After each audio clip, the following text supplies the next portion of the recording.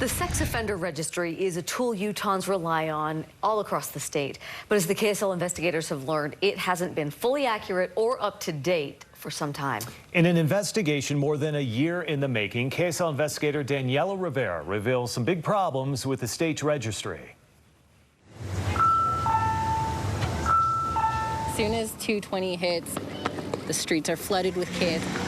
It's a really child-friendly neighborhood. That feeling of safety and community is why many families choose to live in this Lehigh neighborhood, and parents tell us. So I've looked at it, even thought of moving to different places. They do their research. Come on, you two. Because it's always good to know as a parent. Checking Utah's online sex offender and kidnapping registry, which promises the most accurate and timely information. It is a tool we do rely on. And it's not just parents. Tamara Higbee has used the registry to map out her jogging routes, and before she got married, to background potential dates. But I do it to kind of protect myself. F-R-Y-E-R. That's why Utahns we spoke with were upset by what the KSL investigators uncovered. Not on the registry. That's scary. That is really scary. More than 100 convicted sex offenders who should have been on the public registry. 0 offenders. Nobody. He's not on the registry. But were not. That's not something any parent wants to hear. And to be sure, we tracked some of them down. Are you aware that he's not on the registry? I mean, it kind of makes me sick to my stomach. We won't be showing you the names and faces of convicted sex offenders tonight.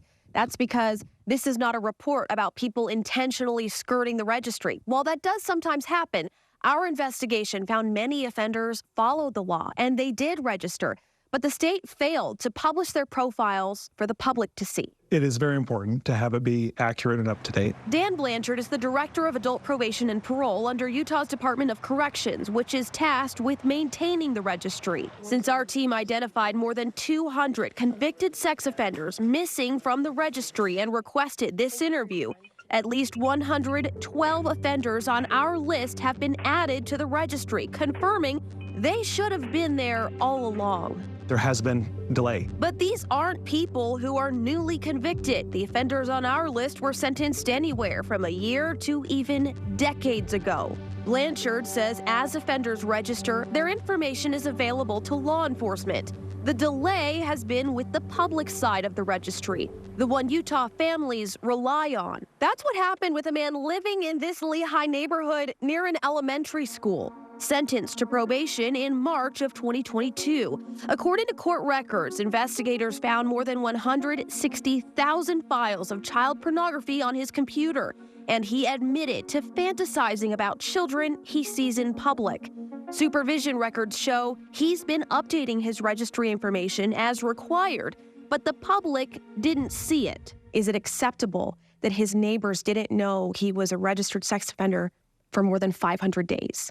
No, it's not acceptable.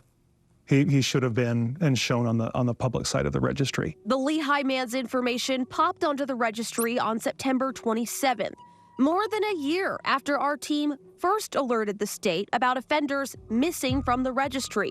Back in July 2022, the KSL investigators sent the Department of Corrections a list of about 300 names to check. What was done with that list that we provided? We had some spot checks that were done on that list. Blanchard says their checks on a sampling of the names didn't turn up significant issues, but a thorough check of the list would have identified the Lehigh man and dozens of others who should have been on the registry more than a year ago. Isn't it the department's job to look at each of those names? Yes, that's something that we should have done at the time. The KSL investigators continued looking into what we believed was a problem, spending several months trying to track and independently verify information about people missing from the registry. How will the Department of Corrections fix this problem? Our executive director has asked for an internal audit of cases on the registry to look closer at what's happening and provide that information and results back. Blanchard says the audit should determine where the process is failing and how long the public registry has been incomplete. So that is our responsibility. We recognize that, and we will improve. Hurry, hurry, hurry. I do think it's a little bit of a disservice to the people. It is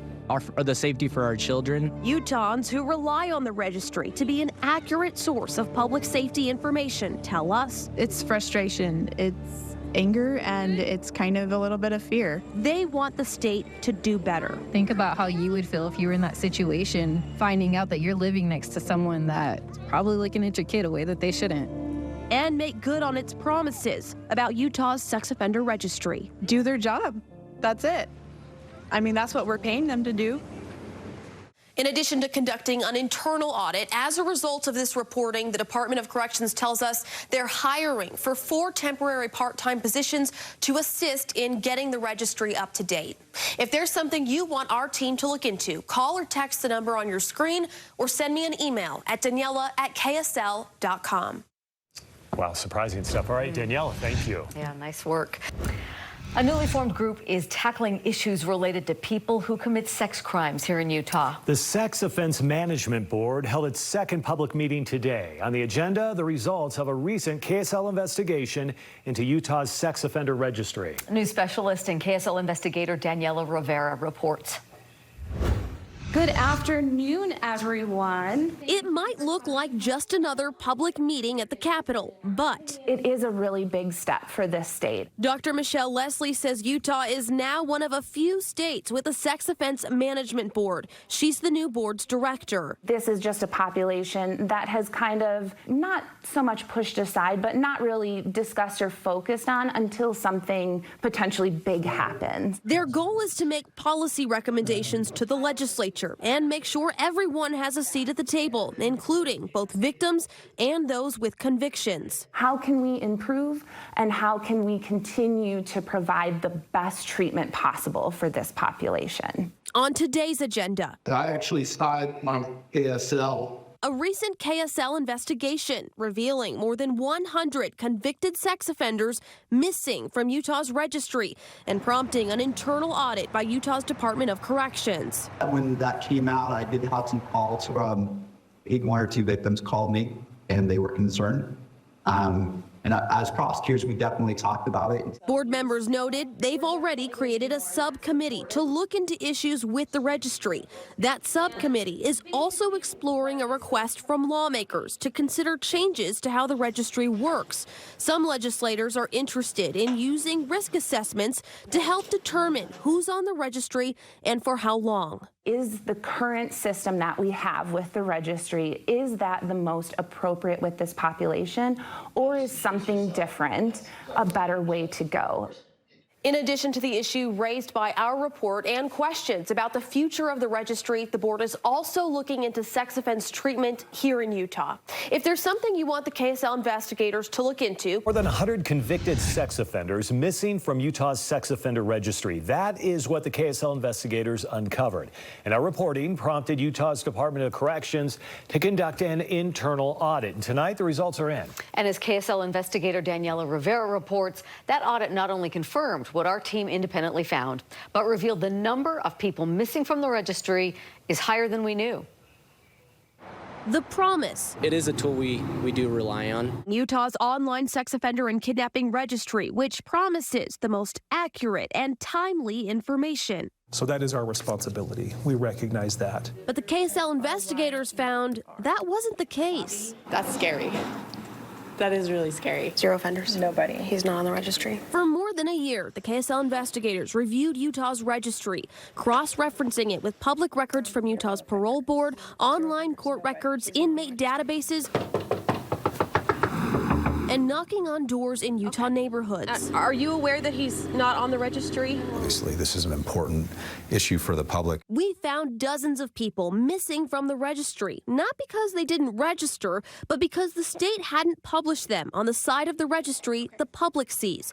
In response to our investigation, Department of Corrections Executive Director Brian Redd ordered an internal audit in October. This is important information that needs to be accurate, and we're committed to that. Their audit found 6% of offenders whose profiles should be published on the registry for the public to see are not. Let's do the math. This week, the department says there are 8,279 offenders on the registry.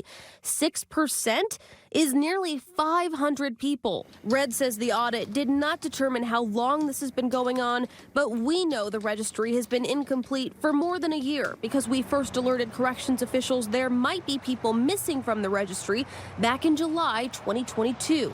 At the time, nothing changed, so we kept digging and working to verify what we found. We're focused on moving forward and getting it right. Red, who was appointed to his role in May this year, said he's committed to addressing the issue now. He says there are several factors contributing to an administrative backlog and delays in publishing offenders' profiles for the public to see. It appears it was underfunded. Including employee turnover in the unit. Because the workload has been so heavy and overwhelming. And that workload includes a lengthy verification process required to publish offenders on the registry. Do we need to add more resources? Do we need to change processes? Do we need to streamline? We're looking at all of those things right now. As a result of what the KSL investigators uncovered and what their audit confirmed, the department has hired on 4 temporary part-time employees to work through the backlog. We're committed to getting every single individual that should be on the registry. Later this year, the job of maintaining the registry is set to move from corrections to the Department of Public Safety. And Red says he's committed to turning over a registry that is up to date. Mike and Deanie. Daniela, thank you.